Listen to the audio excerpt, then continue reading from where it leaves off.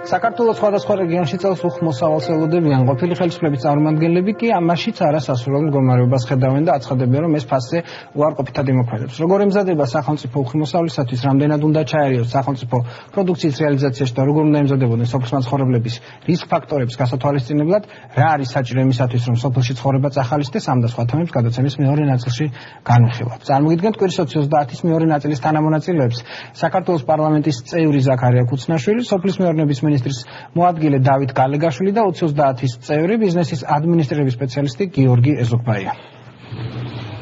დედოფლის წყაროში შირაქისა და ტარიბანის ველზე 35,000 ჰექტარზე 118,000 ტონაზე მეტხორბალს აიღებენ. კახელები წელს ხორბლისა და ქერის რეკორდულ მოსავალს ელოდებიან, რაც სწორად შერჩეული სათესლე მასალის, კლიმატური პირობებისა და თანამედროვე ტექნოლოგიის დახმარებით გახდა შესაძლებელი.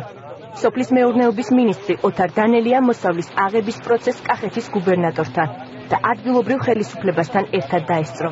იშვიათი მოსავალი, რომელიც წელს მე ვიღებ, პრაქტიკულად გასამაგებულია კახეთში მოსავალი შარშანდელზეთან შედარებით.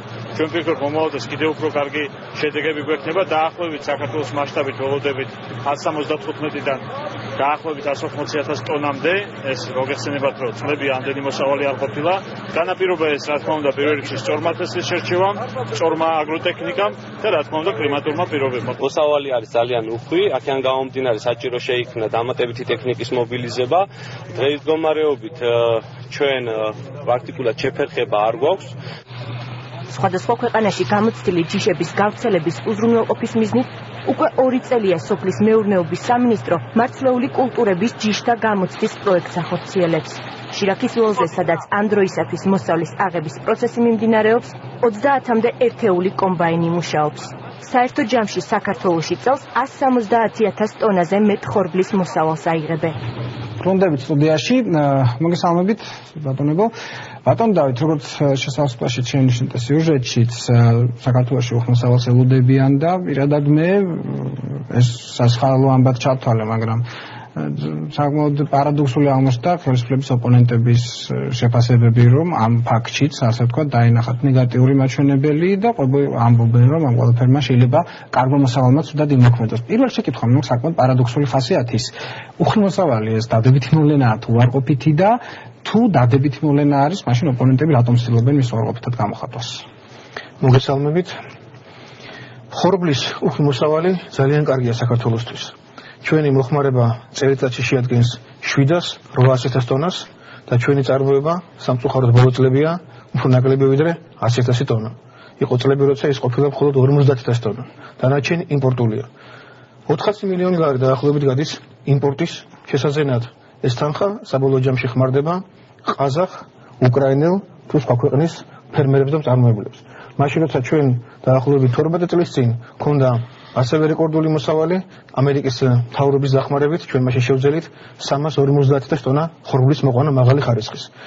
ნელ-ნელა უახლოვდებით იმ ძველ მაჩვენებელს, წელს უკვე ითქვა, რომ ეს არის დაახლოებით 170,000 ტონიანი მოსავალი, რა თქმა უნდა კარგია. ჩვენ ვერც კი შევძლებთ ჩვენი მოთხოვნის დაკმაყოფილებას, რა თქმა უნდა კარგია. აქ ერთი მომენტია, როდესაც მოსავლის აღების პერიოდში ერთ თვეში ვაპირებთ, რომ ყველაფერი უცებ გავყიდოთ და ჩავაბაროთ, ფერმერები ამას ამბობენ, ეს შეუძლებელია. უნდა შეინახონ პროდუქცია, დააბინაონ და როგორც ეს მოთხოვნის მიერ განსაზღვრება, ისე გაიყიდოს მომავალ თვეებში 3-6 თვის განმავლობაში. ეს თუ წესრიგში იქნება და კიდევ კარგი ჩვენ წესკომპონენტები გაგვაჩნია, არსებობს შენახვის საშუალება, პრობლემა აქედან მოიხსნება. ჩვენ შეგვიძლია ვთქვათ, რომ ის რომ აი ამ მოვლენას ნეგატიურად აფასებენ პოლიტიკური საკითხი შეიძლება იყოს, რომელიც საზოგადოების თუ სახელმწიფოს წინააღმდეგ არის მიმართული. ხორბლის შემთხვევა ეს იგივე ქერის მოსავალი რამდენად აღებულია და ძალიან კარგი. იქნება ხორცი, იქნება რძე თუ ბევრი რაღაც, რაც საქართველოში სამწუხაროდ ბოლო 10 წლეული აღარ იწარმოებოდა, ის წარმოება ჩვენ კიდევ შეგვიძლია ასე რომ ეს პრობლემა არა საერთოდ. დიდი მადლობა. ბატონო გიორგი, სოფლის მეურნეობა ფერმერებისათვის არის ბიზნესის სახეობა. ჩვენ ხშირად ხედავთ ხოლმე შემთხვევებს, როდესაც ადგილობრივები სახელმწიფოს თხოვენ, რომ პრაქტიკულად მთელი თანამონაწილეობა ხშირ შემთხვევაში სახელმწიფომ გამოხატოს მათ შორის შეძენის, რეალიზაციის და სხვა კუთხით. მე მაინტერესებს, ხომ არ შეიძლება სახელმწიფოს მხრიდან ზედმეტი აქტიურობა თუნდაც დადებითი ჩავთვალოთ ჩვენ ბიზნესში ჩართულობად და ბიზნესში ჩარევადაც კი. და მეორე მომენტი კიდევ როგორ უნდა ხდებოდეს სოფლის მეურნეობის პროდუქტებზე სახელმწიფოს მხრიდან სუბსიდირება? სუბსიდირების პრინციპი როგორ უნდა იყოს და ყველა პროდუქტზე უნდა იყოს თუ არა სახელმწიფო ვალდებული მოახდინოს მისი სუბსიდირება? მოგესალმებით. ზუსტად აი პრომენ დავითრადეთ საუბრობდა სუბსიდირება ეს არის სუბსიდირების ძირითადი პოლიტიკა ეს არის მწარმოებელსა და მომხმარებელს შორის მწარმოებელსა და მომხმარებლის დაცვა ფასების ცვალებადობისაგან. ეს არის მოთხოვნისა და მიწოდების ბალანსის უზრუნველყოფა, საექსპორტო პროდუქციის ზრდის ხელშეწყობა. სახელმწიფოს მხრიდან სუბსიდირების ხელშეწყობა ანვითარებს როგორც რეალიზაციაში ხელშეწყობას, ასევე წარმოების ზრდას და ინფრასტრუქტურულ მხარდაჭერას. დღეს სახელმწიფო ახორციელებს სუბსიდირების კუთხით სხვადასხვა პროექტებს. მათ შორის არის პროექტები, რომლებიც ხორციელდება კონკრეტულად აი ჩვენ შეგვიძლია ავიღოთ საგაზაფხულო მეურნეობების ანუ გლეხებთათვის საგაზაფხულო მეურნეობების ხელშეწყობის პროგრამა, რომლის ფარგლებში შარშან 800,000 ჰექტარი მიწა მოიხსნა. მათი 2 წლის განმავლობაში ამ ბენეფიციართა რაოდენობა 1.5 მილიონს მიაღწია და შემოსავლებით სადღაც 250 მილიონამდე ლარი მიიღეს საქართველოში გლეხებმა. სახელმწიფო პოლიტიკა სუბსიდირების კუთხით უნდა იყოს სტაბილურად უზრუნველყოფილი, რომ გლეხებს შეეძლოთ წარმოების ეტაპობრივად საერთაშორისო დონეზე მიყვანა, რომ გაიზარდოს ხარისხიანი პროდუქციის წარმოება და რა თქმა უნდა მასთან ერთად წარმოების დონე. მადლობა ბატონო და ჩვენ ქვეყნის ფერმერებისა და გლეხებისათვის ძალიან მნიშვნელოვანი არის რისკ ფაქტორების გათვალისწინება, რასაც ჩვენ ხშირად არ ვახდენთ ხოლმე და სტიქიური უბედურებები. მე როგორ ფიქრობთ, როგორ უნდა იყოს ფერმერებისა და გლეხების მისაღობა, მათ შორის დაზღვევის თემის კუთხით და აი დაზღვევის თემაზე მე მინდა ისაუბრო თქვა იგივე აგროდაზღვევის შესაძლებლობებზე და სახელმწიფო რა ჩართულობას გამოხატავს იმ შემთხვევაში, როდესაც თქვა გლეხებს უნდათ გურდებათ მოსავალი ადრეულ ეტაპზე, შეიძლება გვიან ეტაპზეც მათ შორის. შარშან სექტემბერში სოფლის მეურნეობის სამინისტრომ დაიწყო აგროდაზღვევის ახალი პროექტი. ჩვენ მოვახდინეთ სუბსიდირება სადაზღვევო თანხებისა 80-90% ოდენობით. ეს იყო დასაწყისი ეტაპი, შესაბამისად ჩვენ დაფინანსებაც მაღალი იყო. წელს შევამცირეთ სახელმწიფოს დაფინანსება, ვინაიდან გაიგეს ფერმერებმა, გლეხებმა, ასევე სადაზღვევო კომპანიებმა თუ რას ნიშნავს დაზღვევის ბაზარი სოფლის მეურნეობისთვის, ამიტომ ჩვენ ჩამოვიდით საშუალოდ 50%-მდე და უკვე მსურველები თვითონ ფარავენ თავიანთ მეორე ნახევარსაც ამ სადაზღვევო თანხების შემთხვევაში. ვინც დააზღვევს, ისინი ყველა დანაკარგს აინაზღაურებენ. ეს იქნება გამოწვეული დაუშვათ სეტყვით, ქარით თუ სხვა კლიმატური პირობებით. ასე რომ დაზღვევა აუცილებელია. ის ვინც დაუშვათ თხილის შემთხვევაში იყო დაზღვეული და მოხდა ქარი, ისინი ზარალს აინაზღაურებენ, ხოლო ვინც არ ირწმუნა დაზღვევის შესაძლებლობაში, ისინი დანაკარგს ნახავენ, ისაც ძალიან მტკივნეული პროცესია, როდესაც ადამიანი ჩვენი მოსახლეების საკუთარ რთული პროცესია, მცირე შეხება მაქვს მხოლოდ და მის დამუშავება და ათესვა ათოხნა მოყვანის წინაპირობების შექმნა და შეიძლება აი ამ რისკ ფაქტორების გამო მთელი ნაოფლარი ადამიანს ხალხში ჩაეყოს. ამ პროცესს ძალიან ფარავს, ასე რომ რაც მეტი ადამიანი დაეზღვევა სოფლის მეურნეობაში, მათ შორის სახელმწიფოს დახმარებითაც ხდება ეს ყველაფერი, ანუ სუბსიდიის ირიბი ფორმა აქაც არსებობს და ჩვენ ნახევარზე მეც ჩვენ თანხებით ვფარავთ. მადლობა ბატონ ზაქარია, სოფლის მეურნეობა ჩვენ ქვეყნისათვის ჩართვლილია როგორც პრიორიტეტი და მაინტერესებს რაში გამოიხატება სახელმწიფოს პრიორიტეტობა სოფლის მეურნეობის განვითარებასთან მიმართებაში. რამოდენიმე რამეში ჩვენ ჩავწერეთ უკვე ჩვენს უსაფრთხოების კონცეფციაში, რომ ერთ-ერთი მიზანი რა ჩვენ გვინდა მივახციოთ, ეს არის სასურსათო უსაფრთხოების მიზანს.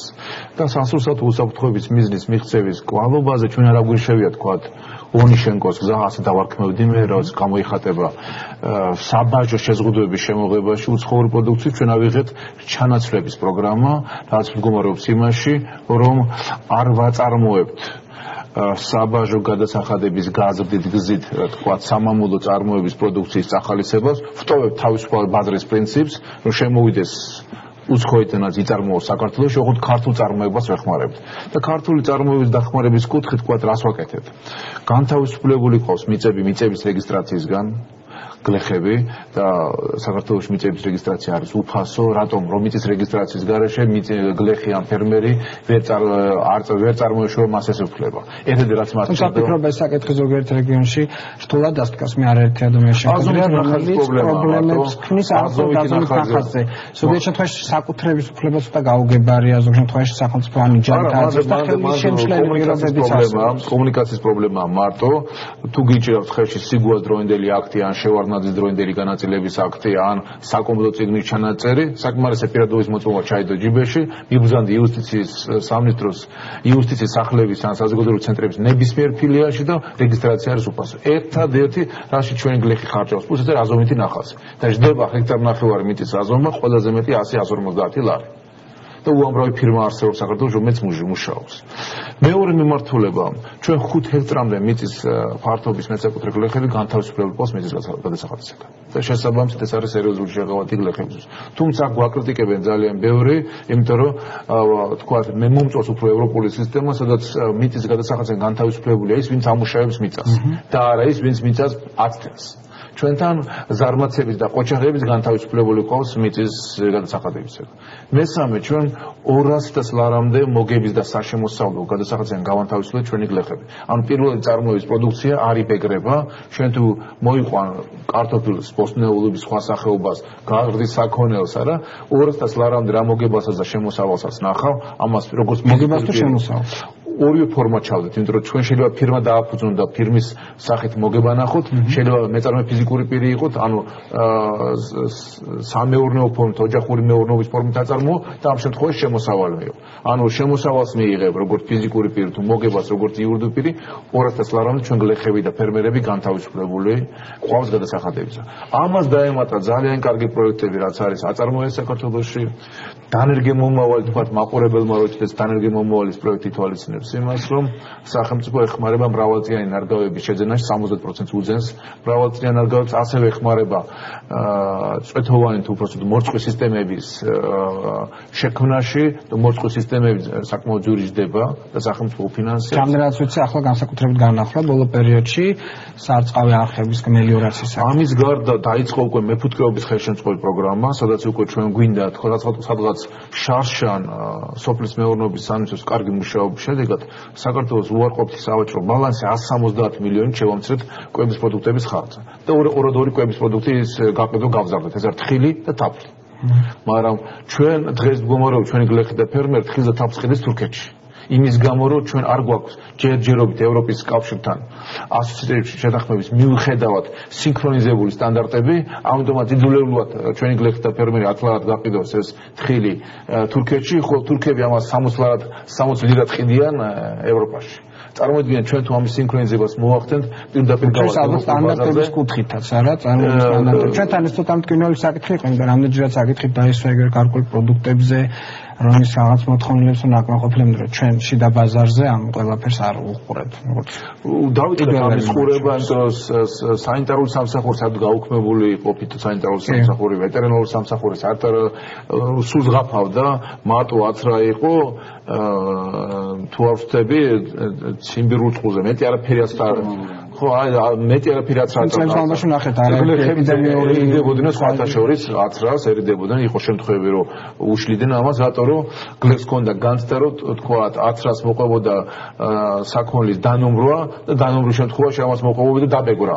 და ჩვენ რო უთხრათ რომ 200 ლარამდე პირველი წარმოება ხორცის განთავისუფლებულია მოგების და საშემოსავლო გადასახადს, უკვე დაიწყეს გლეხებმა ამ პროგრამაში მონაწილეობა, იმიტომ რომ დაავადებები გახშირებული თქვენით რომ რამოდენიმე წლის წინ შემოვიდა ღორის ვირუსი, რამაც უზარმაზარი ზიანი მიაყენა ჩვენს გლეხურ და ფერმერულ მეურნეობას და ბევრი რეგიონი დღესაც განიცდის აი ამ ვირუსის კვალს.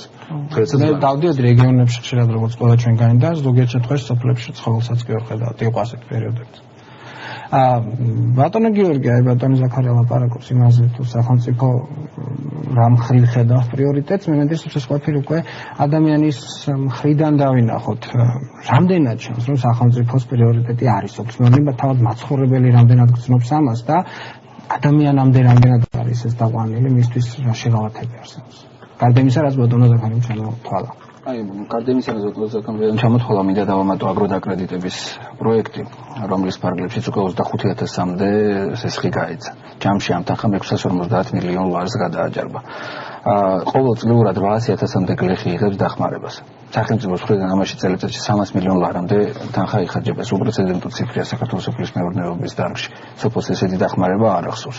უსაწყილოდ შარშან 2014 წლის განმავლობაში უსაწყილოდ გლეხებს გადაეცა 9 მილიონ ლარამდე სათესლე მასალა. 48 მილიონ ლარამდე შხამქიმიკატები. $10 მილიონ-ზე მეტის დახმარება გაეწია სოფლის მეურნეობის ინფრასტრუქტურის განვითარების კუთხით. ანუ, როდესაც გლეხი მსგავს ხელშეწყობათა დახმარებას გრძნობს, ის მეტად მოტივირებულია უფრო და უფრო მეტი პროდუქცია შექმნას. თემა მაინტერესებს. ზოგიერთ შემთხვევაში ჩვენთან თვლიან, ასე მგონია ზოგიერთ შემთხვევაში, რომ ეს პროცესები, იგივე ვთქვათ, რა სპეციალური პროგრამები იყო 3 წლის წინ, ვაუჩერი, ბარათები, სასოფლო სამეურნეო, ასევე ხნათესვის დახმარებები, რომ ეს ყველაფერი მუდმივად უნდა გრძელდებოდეს. მე რამდენადაც ვიცი, ეს არის იმისათვის განკუთვნილი, რომ სახელმწიფო მოტივირების შესაძლებლობა მისცეს და პირველ ეტაპზე დაეხმაროს ის რაც არის არ შეუძლია, მაგრამ ჩვენთან არის ჩემი აზრით პრობლემა ის ბარიერი, რომლის დროსაც თავად ადამიანები თვლიან, რომ ეს ყველაფერი მათ მუდმივად უნდა მიიღონ, რომ სახელმწიფო ამ პროცესში მოვალეა. რამდენად სწორად გაედინება ეს ინფორმაცია, რამდენად სწორი უკავშირი არსებობს სახელმწიფოს ძალისხმევის დამემართებაში რიგითი ადამიანის მხრიდან. რიგითი, აქ ჩვენ შეგვიძლია მაგალითად მოვიყვანოთ წლის დასაწყისში წარმოდგენილი პროექტი სოფლის მეურნეობის განვითარების მიმართულებით, ეს არის 2015-2020 წლის სოფლის მეურნეობის განვითარების პროექტი, რომელიც გულისხმობს ზუსტად ამ სუბსიდირების, ხელშეწყობის, გლეხთა დახმარების კონკრეტულ პროგრამას. ყოველწლიურად, რომ ეს სწორად აღნიშნული ვალდებულება არ იყოს სახელმწიფოს მხრიდან, ეს იყოს ხელშეწყობა და ბალანსის დაცვა მომხმარებელსა და მიმწოდებელს შორის. რათა მოხდეს საერთაშორისო სტანდარტების ეტაპობრივი განვითარება იმ მეწარმეებში, რომლებიც ერთის მიმართულებით ზრუნავენ სოფლის მეურნეობის პროდუქციის წარმოებაზე, მაგრამ ამავდროულად საზრუნავია ამისი რეალიზაცია და ამაში ხელშეწყობაა საჭირო.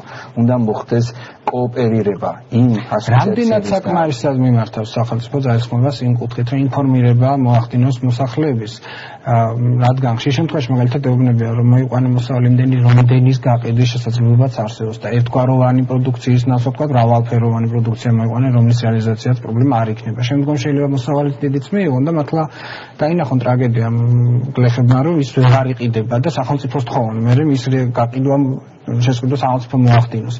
რამდენად საკმარისად მუშაობს სახელმწიფო ჩვენს ფერმერებთან, გლეხებთან და შეიძლება თუ არა გავუვოთ კიდე ზღვარი, რომ გლეხებთან ამდენად მუშაობს, რომ ისინი ფერმერებად იქცნენ ადამიანებით, რომლებიც ახდენენ ამ ყველაფრის ადმინისტრირებასაც და გაყიდვასაც მათ შორის.